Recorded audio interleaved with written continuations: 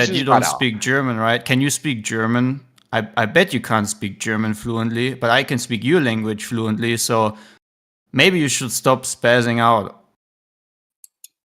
Oh, that was funny. Man, that he like completely spiraled out, man. I was trying to help him. You know. Next caller. Brutal Duck, you're on the air. Yeah, I don't even know what's the topic. It's a flat Earth, I guess. Why do you believe in the flat Earth? Do you believe in the flat Earth? No one believes in a flat Earth. If you have a positive claim with evidence to back it up that the Earth is the opposite of what it represents itself to be, so it's not actually a topographical stationary plane, but in fact it's the opposite, as a spinning, wobbling, tilted space ball flying from an ever-expanding void of darkness where flat and horizontal water is, the opposite of these words, then go on. I'm very interested to listen to, but I'm not certainly believe you. Or I don't need to believe anything about the Earth.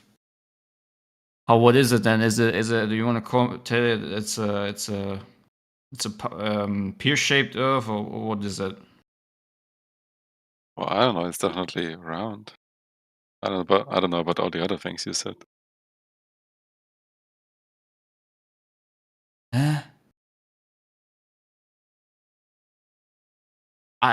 So the thing is this, right? I say, when I go outside into reality, the Earth represents itself to be a topographical stationary plane. So now there's someone else saying, but I believe that I do not accept this to be the case. So my belief is that the Earth is in fact the opposite. It's a spinning, wobbling, tilted space ball flying from an ever-expanding void of darkness. And I'm like, oh, that's a cool story, bro. You have a very interesting belief, but please don't mind me not accepting your belief, as long as you can't give substantial evidence that backs up your belief to be actual factual in the first place. So what I'm, in short terms, what I'm searching for is direct measurement of the Earth's curve, of the Earth's surface with a approximate radius of roughly 4,000 miles. That would be bandy ground 360 degrees in every direction. So if you can provide that evidence, I'm highly interested to look into it. You don't even need to say it. You can even post paper if you want to. Anyways. I assume the images from NASA are fake, you think? I assume Did you see the moon landing yesterday? No, 1 second. Let me answer this. Let me answer this. I don't assume that. I take what NASA says about their own pic. No, I don't assume that. I take what NASA states. No, I don't assume that. I take what NASA. I take what. Yeah, you're not letting me finish. You misheard me. I didn't say you're assuming anything. You just said, do you assume that the pictures NASA make are fake? I'm trying to say that. I said I'm assuming. Then clarify. I'm assuming that's what you think is that the NASA images are fake. Okay, so I was saying you're assuming that, but I don't assume that. I take what NASA says themselves about the pictures, and what NASA says is that. That's why I don't need to assume. I just take for granted what they say is that they take a flat map and they wrap it around a ball and they use Photoshop to Photoshop the images and make it look like an artist's composition to what they expect the Earth to be look like. That is something you can read on their own website, and there you go. I don't need to assume anything. I don't need to believe anything. I just take what NASA says. NASA says it's all CGI. There you go. Yeah, so NASA has the burden of proof, essentially. So they need to prove that these images were taken in the manner that they suggest. And I don't think they can meet that standard because nothing they produce is independently verifiable. And what they claim is happening is a blatant violation of everything we understand to be about gas laws and thermodynamics of outer space. Well, NASA is not the only company, right, that goes to space. It is verifiable by those other space agencies all around the world. Well, they have to use NASA stuff, like even India did. I don't understand why that's a problem. If you're able to go to space with a camera and take a picture of Earth. Well, okay, let's stop there and say, what is the claim of outer space? It's an infinite vacuum. How can that exist next to a pressurized system that we breathe? Why isn't Earth's atmosphere off-gassing into the infinite void of outer space? So until we can solve that problem, any claim that a camera was taken up into this fictional setting needs to be resolved first. I gave you the official NASA website information I was referring to, and I can quickly quote it. Then we wrapped the flat map around the ball. My part was integrating the surface, clouds, and oceans to match people's expectations of how Earth looks from space. That ball became the famous blue marble. I was happy with it, but had no idea how widespread it would become. We never thought it would become an icon. I certainly never thought that I would become Mr. Blue Marble. We have since updated the base maps by increasing the resolution, and for 2004 we made a series of monthly maps. There you go. Yeah, what they're talking about, what they're talking about is this specific image. They're not talking about all images we have of Earth, right? Why don't you present one that is purported to be a true one, and we can look at it together and talk about it? Or two identical ones. There's the famous one where you can see Earth from the moon, right? Let me just send it in the chat. Okay, how is that independently verifiable? Again, we're back to the same problem. Any space agency could land on the moon and take a picture from there, right? All right, well, we have to first address the problem I brought up earlier, and that's the physical constraints of what the outer space claim is in the first instance. If this cannot be established, then everything that follows afterwards is also not established. I'm sorry. There are necessary antecedent consequent relationships that have to be determined. I'm sorry, the words you're using are too big for me.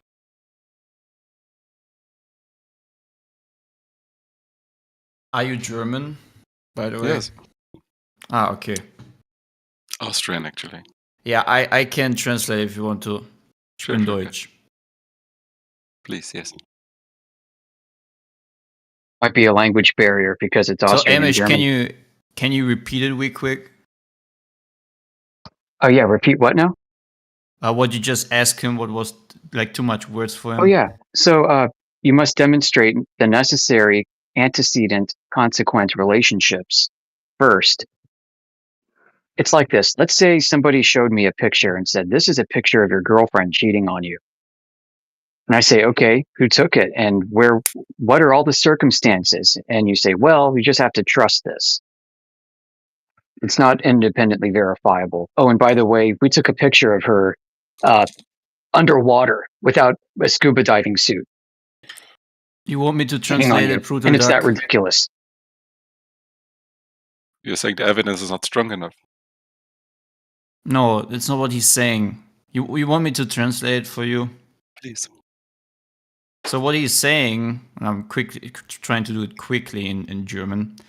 Du brauchst einen Beweis, wo du ausschließen kannst, dass die einzigste Quelle, um diesen Beweis zu beweisen, nicht die Quelle selbst ist. Und das ist ziemlich schwierig, wenn es um Bilder geht, wo man sowieso schon von der Quelle her weiß, dass Robert Simon selbst gesagt hat, dass es ein Composite ist.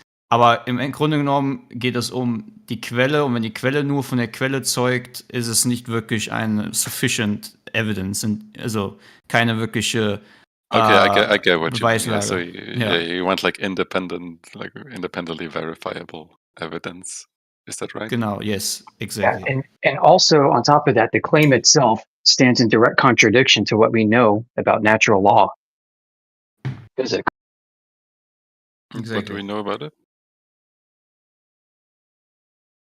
That the medium of space itself is a violation of those laws. Yep. It's called the law of thermodynamics.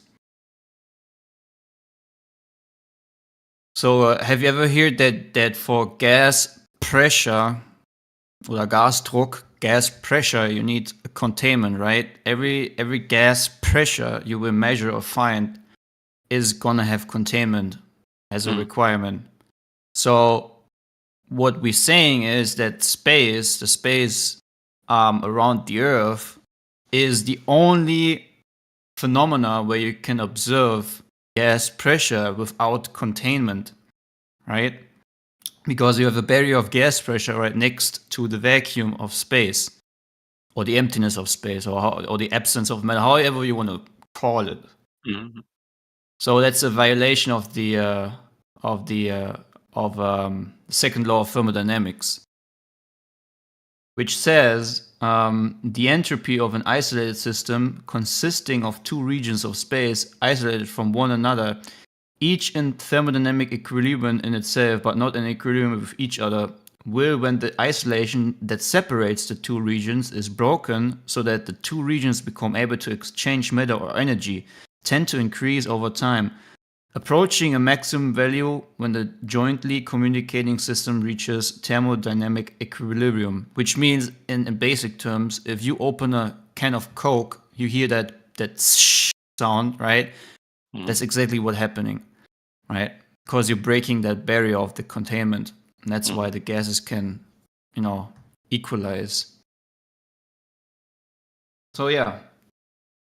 And trust me, I've been in this since 2015, and people have been searching for a sufficient experiment or sufficient evidence that could, debunk that law, that you can indeed have gas pressure without pressing against its containment. But the problem is the word itself already describes the problem here. Gas pressure, pressing against something. You cannot press against something if there is, in fact, per definition, the absence of matter. You can't press against the absence of matter. There's nothing to press against when it comes to space, the absence of matter, or the vast emptiness of darkness, however you want to call it. Right? So do you believe that gravity does not exist? Well, if you can, again, we get to the same conclusion like we have with your pictures of believing something. You can believe it. I personally refuse to believe something as long as there isn't sufficient evidence given to put energy into believing it, right? So I can even though everything in reality when it comes to gas pressure requires a containment, I can have the belief to say, okay, in reality, I just observe gas pressure and containment, but when it comes to the Earth itself, that doesn't require containment. I'm just going to insert the word gravity. That in itself isn't yet 100% proven, right? I mean, first they said it's mass attracting mass, now it's the bending or warping of space-time, which means you're not longer being pulled to the Earth, you're actually being pushed down by the bending and warping of space-time. So that even that has changed, but yet can you prove to me what the bending and warping of space-time is, which would be the first antecedent by invoking the word gravity, to then use gravity as the containment? Well, you're right that on I guess theoretical level, we can't really fully explain what causes gravity or what are the mechanisms behind it. But we still can see the effects of it, and we know that it's it has an effect on a measurable effect on us. Okay, you're talking about effect, but I'm talking about only because I give a story to an effect, which in this case would be, for example, the bending or warping of space-time, doesn't mean that it makes it sufficient enough for me to say as a person, I accept that to be the case. Because you just actually categorize it correctly within your own system of thinking. You are already saying, I believe gravity, I believe the pictures, right? And that's okay. People can have their beliefs, but I hope you can kind of relate to me if I'm maybe not such a big believer like you, for example, and this is no pun intended, that you could maybe rationalize that I personally would rather not want to just believe something, right? I want to have repeatable, measurable evidence Well, there's an experiment, right, that you can do to see the effect of gravity, I guess. Or mass attracting other mass, if you want to put it that way. Well, right, gravity at the moment is the bending and warping of space-time. I understand that you're talking about the effect, but I'm still talking about the source of the effect, right? Or the cause of it. I mean, I can tell you if I use my phone here and I drop it down and I say, oh, look at the effect, and I'm gonna say, it's imaginary unicorn dust that is pressing down on my phone. That's why it's falling down. it's an equivalent. I mean, you can believe me or not, but it's an equivalent to just saying, oh yeah, it's just a bending or warping of space-time. Right? I can't prove to you or show you an experiment of the bending or warping of space-time, but I have a cool story that gives an explanation to an effect that we all observe. I agree, you observe the same effect as me. Doesn't mean that I need to believe the same cause of that effect as you do. Or causation story, I think. Yeah, then that's why you have to do experiments, right? So would mass attract other mass, like, for example, from our perspective, horizontally, without gravity? But you know... Hold on, we're talking about gas, right, bro? You can't invoke gravity. Yeah, I'll be AFK for a second. I gotta go. I'll be back. Well, I think gravity applies to gases too, right? We can have heavier gases and lighter gases. That's gravity? I think they are affected differently by gravity because of their mass. So when I release gas, like into the air, which way does it go? It depends on what you eat, I guess. Any situation where you release gas from a container. Yeah, it depends on the gas. Which way does it go?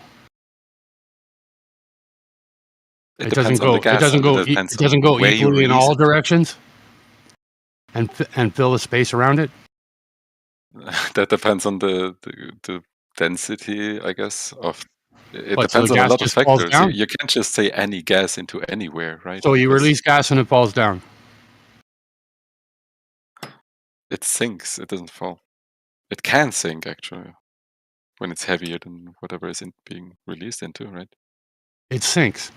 It doesn't fall, it sinks. Like I was under the impression that it goes equally in all directions, Well, right? gas. It depends on the gas.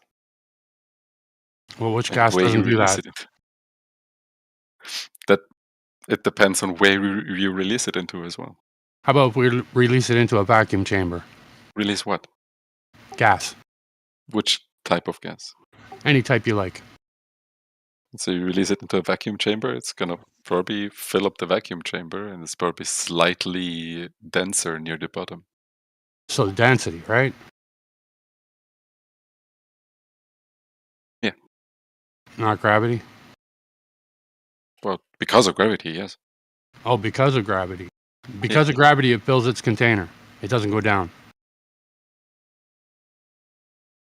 Because of gravity, even though the gas fills the container, the gravity is still gonna cause So it only a works higher some density. of the time, right? Or it only works after an hour, or I feel what? like you don't actually want to hear my answer. You just want to talk. I heard your answer. Mhm. You said density. You didn't say gravity. Mhm. And when you release the gas into the container, it goes everywhere. Where's the gravity? Is there a point you wanted to make? It should go down, right?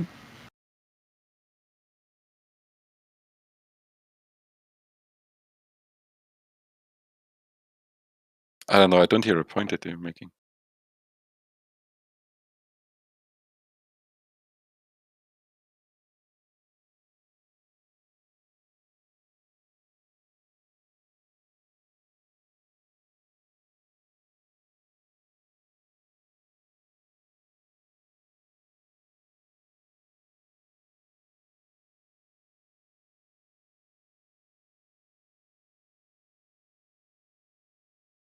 Did you see my picture at 9:07 on the side chat? No, I think we're in different time zones. Well, if you scroll up a little bit, you'll see a picture of a lake. Nice scenery. And what's the gas doing there? What gas? You don't see no gas there? I see some fog, I think. So what's it doing? It's not gas, first of all. It's But not gas. it's near the surface of the lake. You're right. Is it going up or is it going down? Well, it seems like it's just moving around, but near the bottom you can actually see it. But it's not going down though, right? Have you ever seen this effect?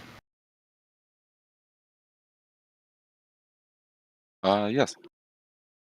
So when you look at it, when you see it, does it look like it's going down or does it look like it's going up? It looks like it's going all kinds of directions. Oh, okay. But not down, though, right? What do you mean not down? Well, it's not going down. Well, if you look at the picture, it's going down as far as it can, right? It can't go any further down. It looks like it's going up to me. Well, it looks like it's kind of stuck to the surface of the water. I mean, it can't go into the water, but it's as down as it can go.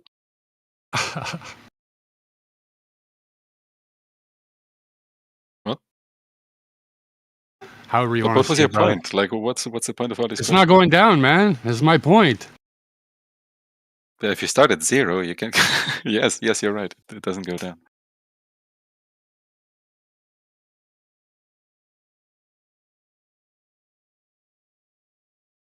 So if it starts at 0 and it goes up, is that down to you? No, that's up. But as you can see, it's not all going up. Oh, so gravity only affects some of it. Yes, actually. No, it affects. It's funny. No, it affects everything. Gravity. Except for the stuff that's going up.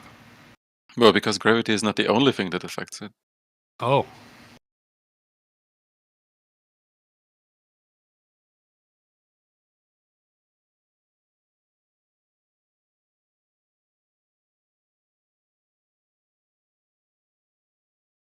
Is this your proof that the ground is a ball? That the ground is a ball? Yeah. Nobody asked me for proof that the ground is a ball. Do you think the ground is a ball? No. Well, me too. Now you invoke gravity as the container.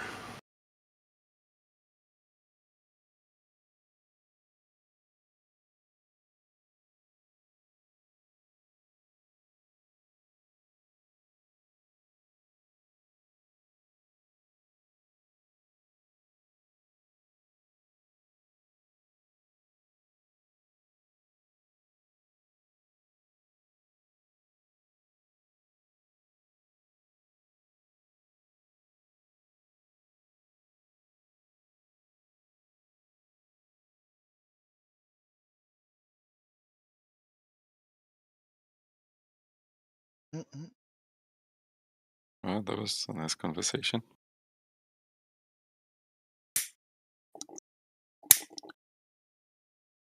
Pretty much whenever anyone says gravity, just say undemonstrable magic.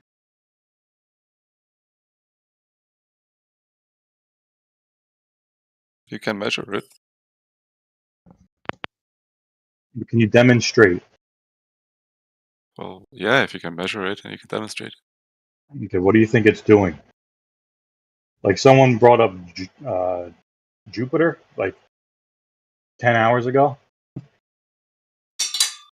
And he said that it's a gas ball in a vacuum because of gravity. Mhm. So I said, okay, can you demonstrate a gas ball in a vacuum? Mhm.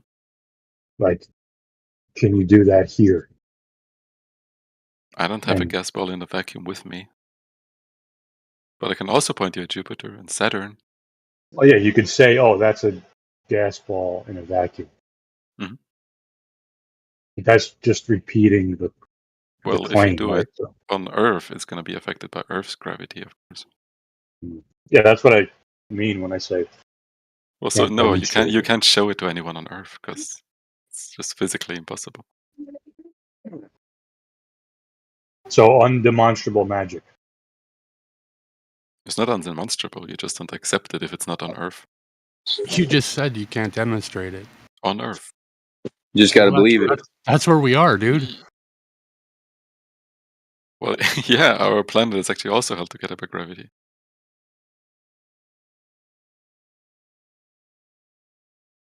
So if you want a good example, look at Earth. 'Cause that's So how I Earth release gas is into a made. vacuum chamber and it forms a ball. If you do that in space, then yes. Well, space is a vacuum, right?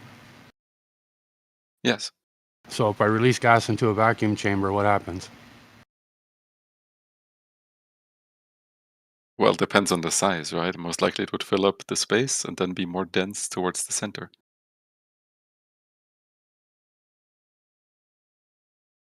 That's if it's So in it would be space. If it's most on dense. Earth, It would be then most dense in the center of the vacuum chamber. If it's in space, yeah. If it's on Earth, then no.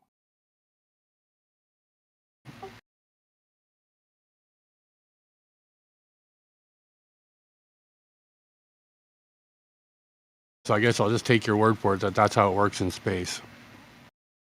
Well, you can also do research. What research, man? Well, into physics. What You can physics? start. Show me. What physics? Yeah. I mean, I think you can start at any topic and learn something from it. No, we're talking about a specific thing here, dude. If you want to jump topics, then that's, up to you, I guess. Yeah, I mean, if I'm just saying, if you don't believe me, right, and you shouldn't believe me, then do your own research and figure it out. I've done my own research. Why don't you tell me, though? Like, if you've seen something that I haven't. Well, I've seen Like, the you just told me ISS that gas is orbiting going to Earth. be denser in the fucking center of a vacuum chamber if you release it in there. I've never Well, seen that. how can a space station orbit Earth if it's not round? Oh, we're going to jump, are we? Well, we're talking about the flat and round Earth, right? I thought we were talking about gas pressure a minute ago here. I mean, you wanted to talk about it for the past 15 minutes. You've been Do you talking still about want it to with talk us about too, and you told me gravity holds all the gas into Earth, man. it? You asking me questions, I'm just responding. You're reciting stuff that you memorized, right? I'm just responding to your questions and telling you what I think. With no proof.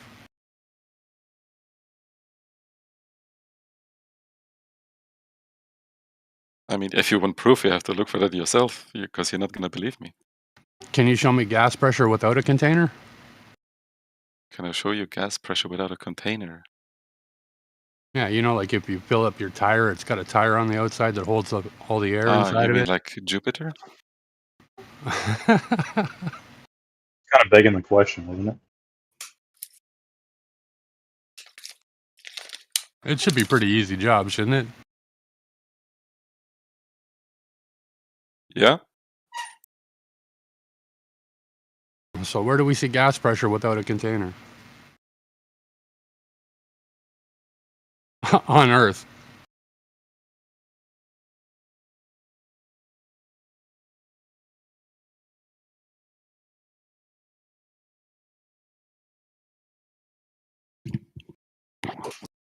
What was the last thing you said? I'm pretty sure you heard me. I just can't remember.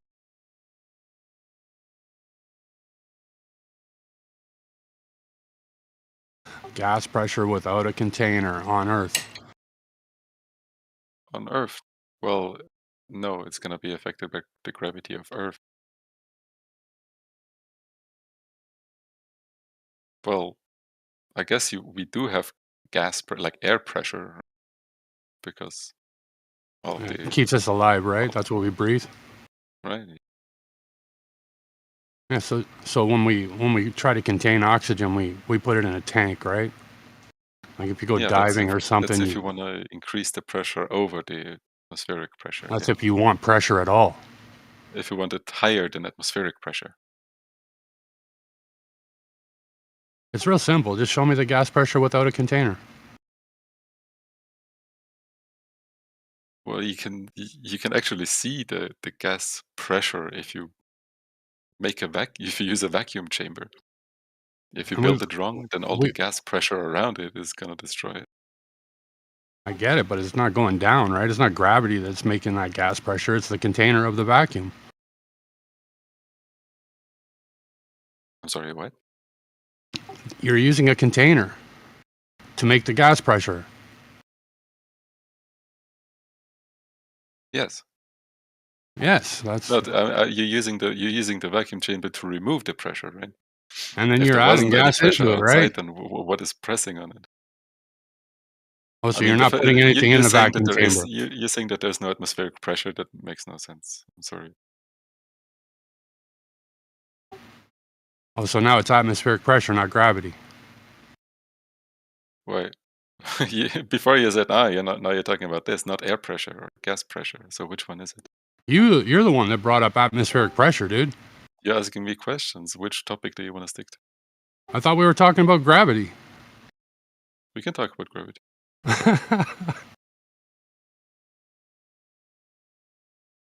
I mean, what do you want to know about gravity? Or what How do it you want to affects learn gas. about? How it affects gas? Same thing as everything else. But gas goes in all directions. What do you mean when you say gas goes in all directions? That's Because what that's it a very does. vague statement, and you keep repeating it. Gas moves freely in all directions, man. No, that's not true. Okay.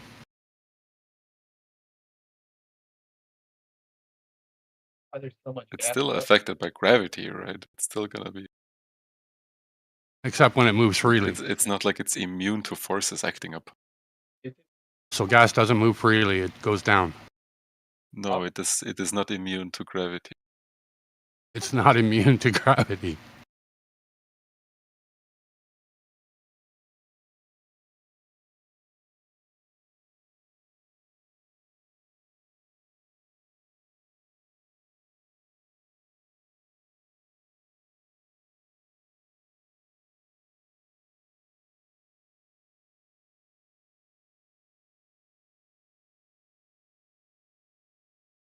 So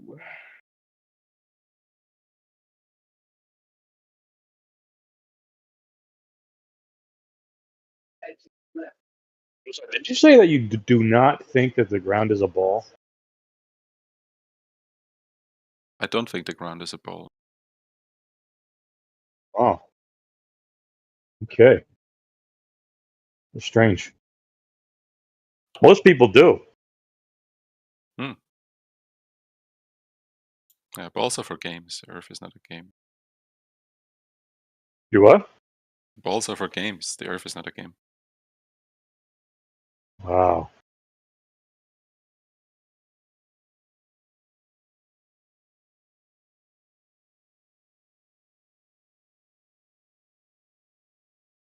You see the line I highlighted there in text?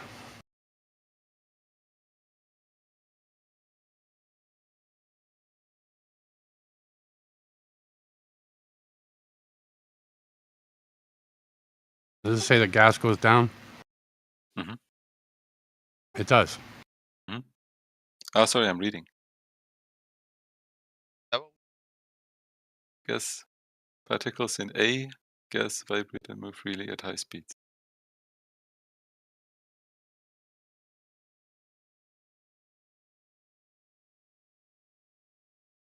That's a very simplistic view on it, though. It's not actually the full explanation. What, The only thing, do you have this that? explains is the differences without any forces acting upon it, right? This is in the absence of even gravity. Do you have the expert opinion? Do I have the expert opinion? Yeah, you I'm not said an that this expert. one was too simple. It was the first one that because came up when I googled it. Actually, dude, I can get you. this one I can doesn't get you a even. more detailed one if you want. This doesn't talk about gravity at all, right? It just talks about the different states of matter. Can you show me one that tells me that gravity causes gas to go down? I mean, just look at the definition of gravity, and then look at the definition of gas, and then you have the answer.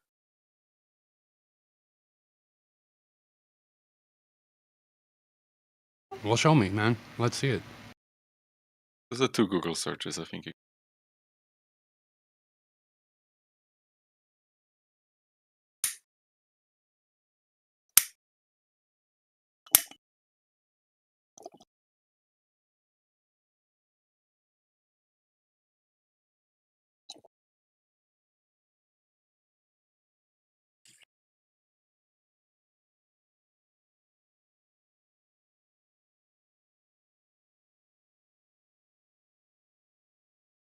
I'm gonna see what the left room is talking.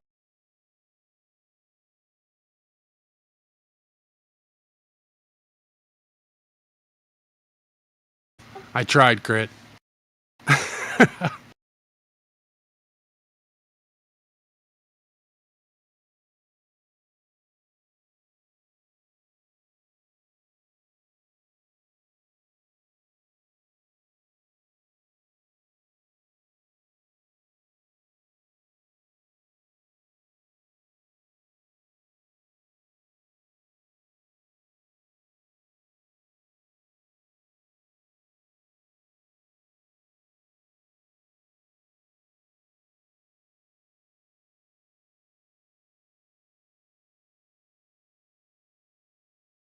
Mm-mm-mm.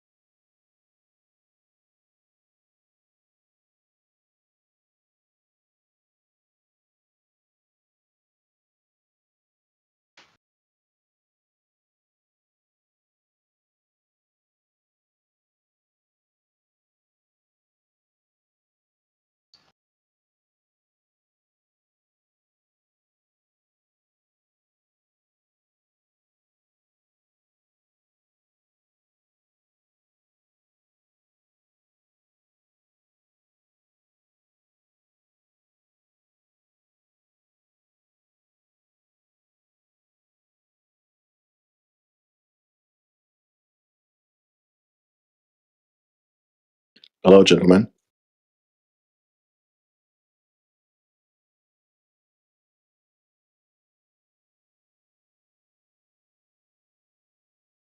Well, Shabbat shalom.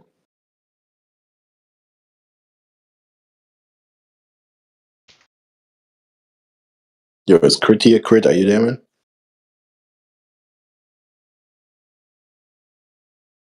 So my friend from Japan, he just called me. He's like, "Yo, bro, it's dark again. Is it dark for you?" I'm like, "No, man. The sun is here."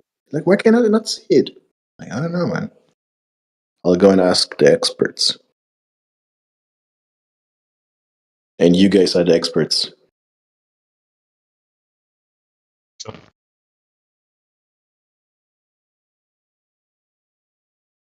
You still haven't figured this out?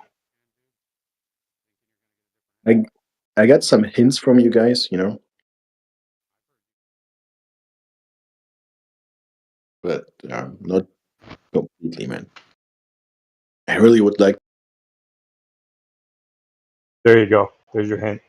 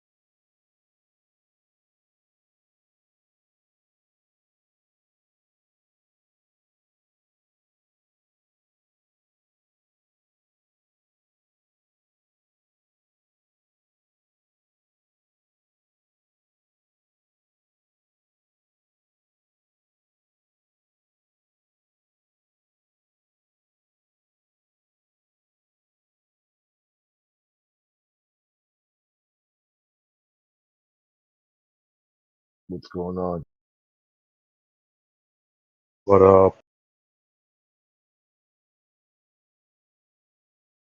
Grim came in here asking about day and night again, so I kicked him.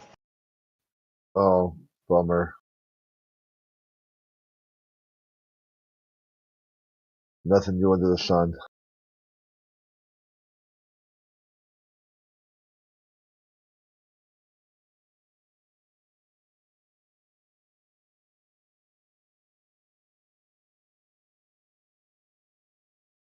I got a friend in Japan. Okay, so you got a friend in Japan, all right? and I called him on the phone. Okay, he said it wasn't light there. Really?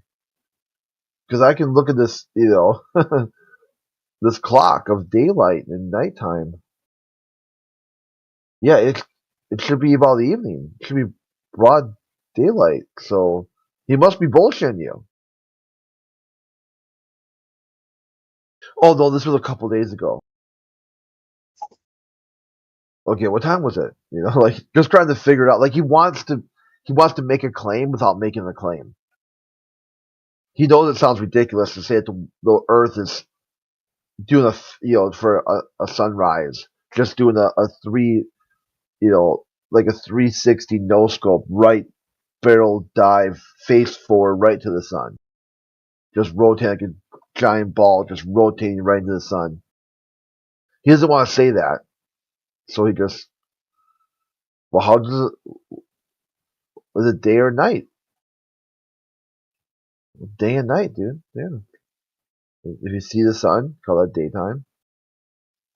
If you don't see it, call that nighttime.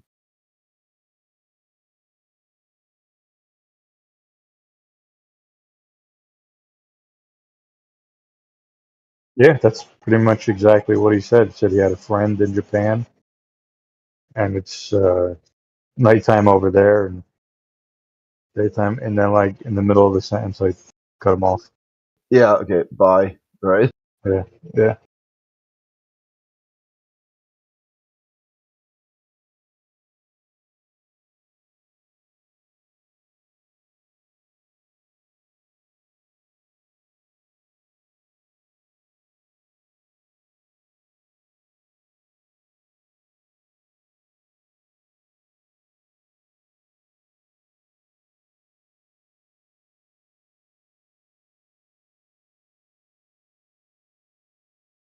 Yeah. So it's GMT +9.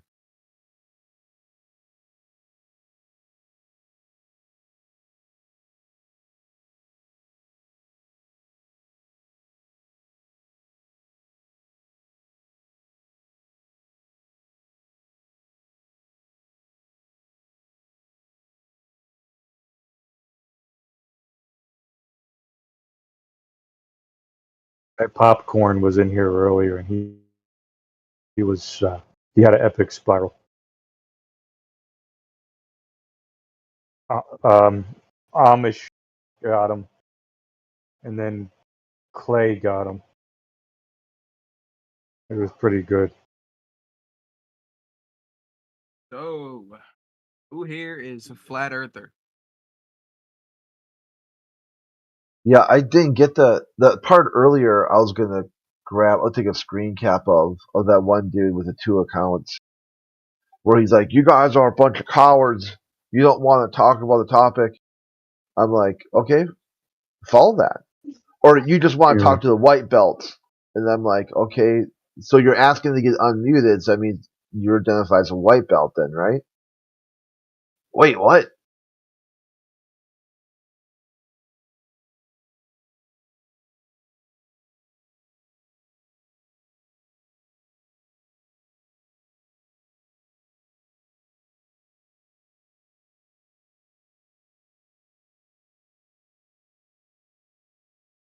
Yeah, One Track. Grit is a flat earther. Oh, he is? Who is? Grit. Yeah, dude. What's up?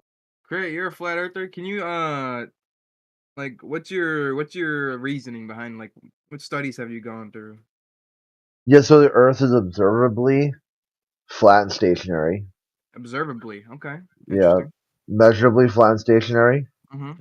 Practically uses flat and stationary. Okay. So what conclusion do you think you can draw from that? Doesn't mean it has to be flat and stationary, does it? Well, yeah, what other conclusions can you draw? That it's just wide enough, huge enough, big enough. I mean, like, is that it? Is that like do you have like Well, how about this, right? studies? So the result would be the Earth matches all observations and all measurements.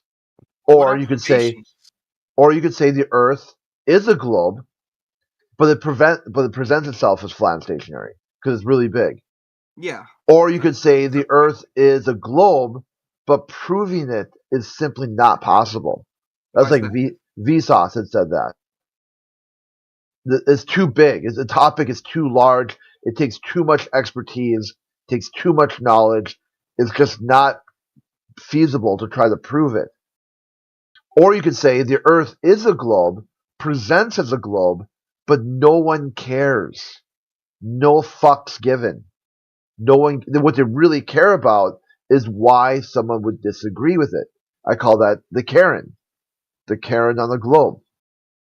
The Karen, she thinks that she knows the Earth is a globe. It's easy to prove, but it's fully consumed by somebody disagreeing with that position. Uh-huh. Or you could say, no one has any answers. Everyone's speaking from their own personal agenda-driven worldview. That'd be like Isaac Newton and Nicholas Copernicus. Okay. But So again, of those results, I okay. think it's A. The Earth just appears as it is. Take it for what it is. That it's flat. So it appears Flat flat. and So it has to be flat. stationary. Even though back then it was discovered that Or it it could was be, right? We round. went through 5 different options. What are the 5? What?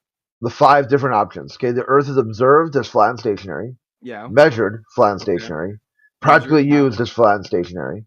Okay. I mean, So now the results are, okay, we got the results in. What could the Earth be? Could it be door number 1? The Earth is flat and stationary. It matches all observations and measurements. Or B, it is a globe, but a globe so large that it presents as flat and stationary. trick question. Or It's actually me. C, Good job. or C, it could be a globe, but it is simply not possible to prove it. It's just a belief system. Why do you believe that it's not possible to prove it? That's Vsauce. Vsauce said that. Can I see that? Because Yeah. I've seen that multiple times. It's been proven over and over again. Yeah, It was proven way Vsauce. back by Greeks when Yeah, they stuck a stick in the Vsauce. ground and realized that the shadow difference was 7.2 inches, or the angle was 7.2, and he times that by like what 50, I think, and then he got the circumference of the Earth. He figured it was round like way long ago. I mean, what type of rigorous studying did you do to come to the conclusion? Better tell Vsauce. Yeah. I'll ask I can't ask Vsauce. Do you know I who? know him Yeah, he's a personally. very large social media footprint. You can get in I touch know with who him. Vsauce is. He's a very intelligent man, but doesn't mean he thinks. Does he think that the Earth is flat too? Or No, is he he just said that saying? it's a 3-dimensional spheroid, but I can't prove it. Science doesn't prove anything. He just believes it. I believe that. Then he said that. Yep. Yeah, he said that. Can I see that where he said that? I'll do a fetch quest for you, but just one. Just one fetch quest. Okay? And after that, your ass is out of here if you ask me to do another one. Okay, because you should be able to look up this content yourself. This is not hidden. This is hidden knowledge that no one's got access to but me. You've got access to the same information that I got access to. So one fetch quest. You get one free one. Hello?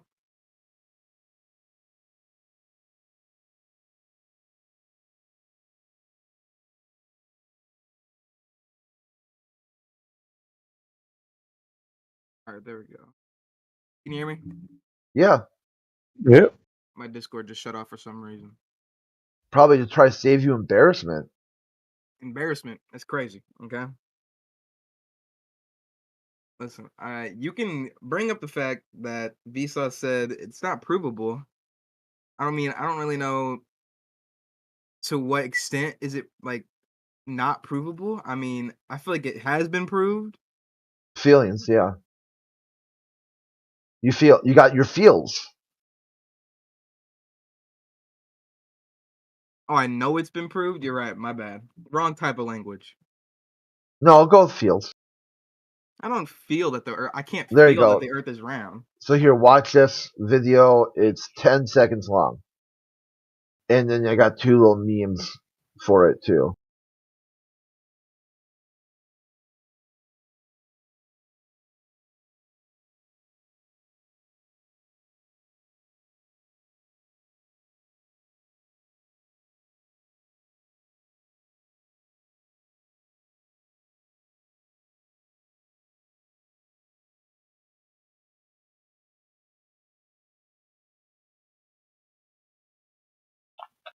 Oh, wait, he said it is a 3-dimensional spheroid, But but you can't prove that.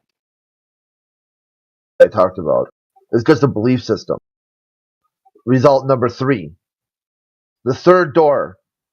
The Earth is a globe, but proving it is not possible. Therefore, a belief system. Okay. Vsauce. The Earth is a globe, presents as a globe, but no one cares about that. They care in overall disagreement. Or the last door, none have any answers. They are all wrong and only speak from an agenda-driven worldview. And what's Nicholas that agenda? Copernicus. Yeah, like a worldview, like some sort of the globe does something for them, like The globe? nihilism or space or whatever. They got some kind of worldview attached to what the Earth has to be a ball. It has to be. It has to be a ball. It has to be in space for their agenda-driven worldview, like globalism, nihilism, some sort of atheism, whatever they got, whatever they have an agenda-driven worldview to try to push some bullshit, and they need the Earth to be a ball for that bullshit to be true. Okay. So, like, if the Earth is flat, hypothetically, okay, why can't we, like, is there like an ice wall? Do you believe in the ice wall theory? Yeah, I don't know what you're talking about. You'd have to You present. you never heard of the ice wall theory? Yeah, on the globe, I heard of that as well. The globe? You've heard the ice wall theory on the globe? I've never Yeah. heard that one. It only came from All flat right, all right. Here, Earth. I'll do. This is a freebie. I'll do one more fetch quest for free because this is information you have access to. Okay. Yeah, I have all this access to a lot of information you have access to. So like, Mm-hmm. but I'll do one more. Okay, one more because this is just to show you that now it's time for you to look up information you're talking about and you present. No more questions. Okay. So this is it. This is the last question, last answer, last fetch quest. After this, it's either someone else talk to you or you go on mute. I mean, the only kind of proof you gave me was Vsauce. I told you I'm not gonna give you anything at all. I'm not gonna give you any. I told. All right, so you're bricked. You're literally bricked. I told you I'm not giving you anything. All this information you have access to. You can look this up. You don't need me to give you anything at all. So right here, the coastline of Antarctica, ice shelves, ice walls. Okay, ice fronts or ice walls, 99% of Antarctica. So do you think this information is wrong? Then you contact the sources who are presenting this, like I think this was Wikipedia or whatever, and tell them you don't subscribe to an ice wall, and then you tell them what you think Antarctica really is if it's not an ice wall. What? Wait, what do you All think right. I'm saying as ice? Yeah, I'm done with That's this guy. it. Yeah, does anyone else want to talk to him? I mean, it's not that I don't have any patience. This guy's just simply insufferable.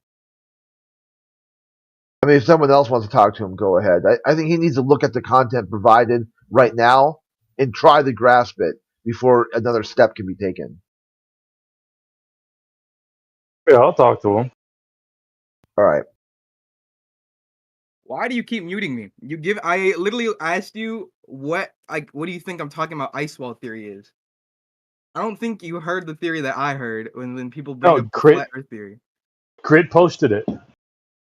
Yeah, he said this is from Wikipedia, okay, like Yeah. the ice wall theory I heard is when when they say flat earth, and this is the only question I was like, do you believe in what I was gonna ask, the follow-up question was, what do you think what happens to water? Because I was just gonna ask questions. That's all I was doing. I wasn't gonna do a gotcha. I was like, do you know what the ice wall theory is? Because I've been in here before, someone talked about ice wall where it's just like it's flat, and there's just a wall of ice around the earth, and the government does I've not never want heard you to go anyone past in it. here say that. I've never heard any flat To be fair, earther in here say he that there's an was ice wall. kind of insane. He was a little insane, and I could hardly understand him. But that's why I brought it up to him with the crit.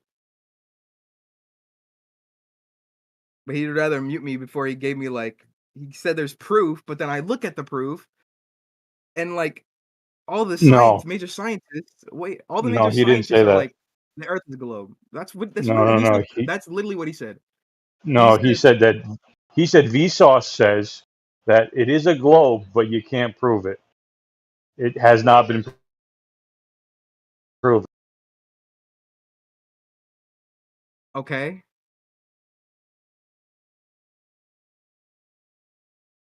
Yeah. So how about them apples? That doesn't prove anything. I feel like that clip is taken out of context, and if I go search for that clip 100% through, I can find him saying something else. Okay. So now you're saying Crit's a liar. So I never said that either. okay. So what are you saying? I'm just saying You that don't. it doesn't prove anything. Okay. So if what Crit presents doesn't prove anything, there's no use in anyone presenting anything to you.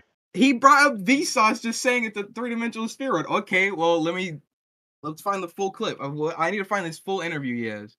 And I will. I'll look that up. I guarantee there's something on this. And I'll be able to find it. And then also I just brought up the fucking ice wall theory because I was wondering if he's heard it before. And then he showed me like some statistic of like the coastal types of Antarctica. That's not what I was asking. Yeah. That's the ice wall. Oh, that's not what I was asking. I mean, yeah, that's Antarctica. Okay, that's not what I was asking though. Right. So you're talking about something imaginary. Yeah, it's imaginary. Yeah, Yeah. Crit was talking about real stuff. Like the flat Earth and how No, like the ice wall. Yeah, like how Antarctica has an ice wall and it's on the Yeah. West Coast. Yeah, that's real. Okay, I'm not arguing that it's not real. That's not what I was saying. The ice wall theory is that it's flat and then there's a wall that keeps everything in. That's what I was bringing up. You're thinking of the dome, the firmament dome beyond.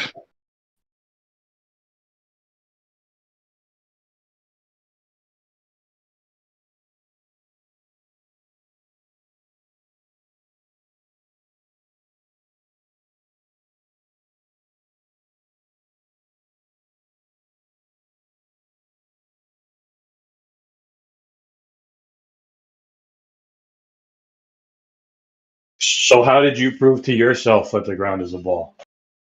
How did I prove to myself? Yeah. Well, first, okay, let's take account heliocentric, first of all, okay? Because when you see the sunrise, where does that... I've heard from the same guy, by the way, that talked about the ice wall, so I don't give him that much credit. Are you okay? Anyways, he told me, I don't know if you guys believe this as well, that the sun, when it goes down, the reason why it disappears at night is because it gets so far away that you can't see it anymore. And is that another thing that flat earthers believe? Is that like an avid like everyone? I don't say that the sun goes down.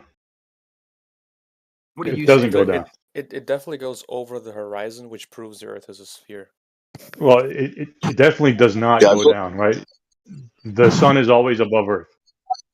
Everybody knows that. So wait, okay, if the sun is always above the Earth, that's a great thing. What happens to the light?